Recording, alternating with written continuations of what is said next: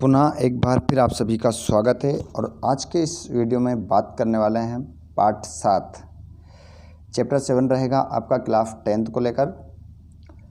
लगभग सभी पार्ट आपके यहाँ पर पूरे हो चुके हैं। गद्य खंड में पार्ट आपके बचे हैं कुछ और डालने के लिए। पद्य से इसके बाद एक पार्ट और आने वाला है लास्ट कन्यादान वाला, ठीक है। ये आपका पार्ट 7 है। इससे पहले जो पार्ट आपका 6 था वो रिड्यूस हो चुका है और 5 तक आपको सभी क्वेश्चन अवेलेबल करवा दिए गए हैं। तो इस पार्ट को लिखने वाले कवि का नाम है, आप लिखिएगा, जल्दी जल्दी नोट कीजिएगा इन सभी प्रश्नों को। कवि इसके हैं गिरजा कुमार माथुर, जिनका जन्म हुआ 1918 में मध्य प्रदेश के गुना में। मृत्यु हुई इनकी 1994 में। प्रारंभिक शिक्षा इनको जो प्राप्त हुई है वो झांसी उत्तर प्रदेश में इन्होंने प्रारंभिक शिक्षा प्राप्त की है। इनका बहुत ही ज़्यादा जो नाटक है वो चर्चित है, जन्म कैद। और एक और रचना है इनकी जो लिखिएगा, नाश और निर्माण, ये लिखिएगा।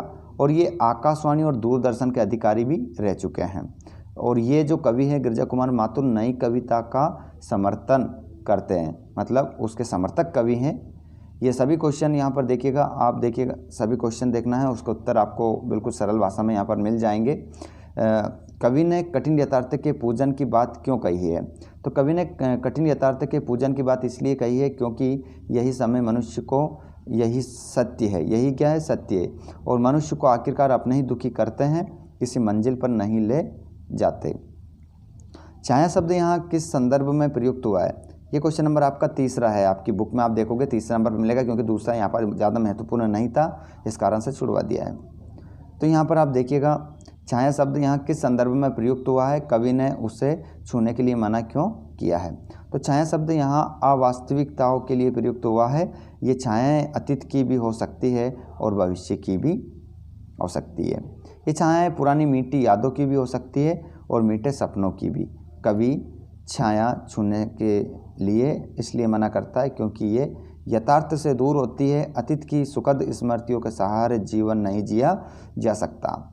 क्वेश्चन नंबर 5, मृग तृष्णा किसे कहते हैं? कविता में इसका प्रयोग किस अर्थ में हुआ है? तो यहाँ पर उत्तर देखिएगा इसका जो PDF पाना चाहते हो तो आप टेलीग्राम चैनल को ज्वाइन कर सकते हैं, डिस्क्रिप्शन में लिंक दी गई है, या कमेंट करके आप बता सकते हैं अगर आपको टेलीग्राम चैनल की लिंक नहीं मिलती है तो गर्मी की चिलचिलाती धूप में दूर सड़क पर पानी की चमक दिखाई देती है। हम वहां जाकर देखते हैं तो कुछ नहीं होता। प्रकृति के इस भ्रामक रूप को मृग तृष्णा कहा जाता है।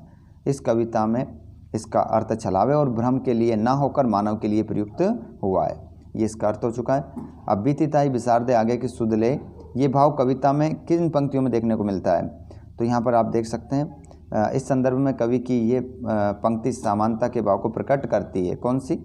जो ना मिला भूल उसे कर तू भविष्य वरण, अतः जो बीत चुका है उसकी याद किए बिना आगे आने वाले समय को संवारने का प्रयास करना चाहिए। इतना हो गया।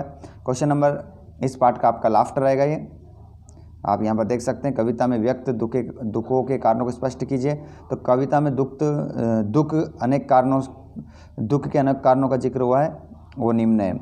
मनुष्य वर्तमान का यथार्थ स्वीकार नहीं कर पाता है, उसके दुख से दुखी हो जाता है और बीते हुए सुखमय दिनों को याद करने में वर्तमान का दुख बढ़ जाता है।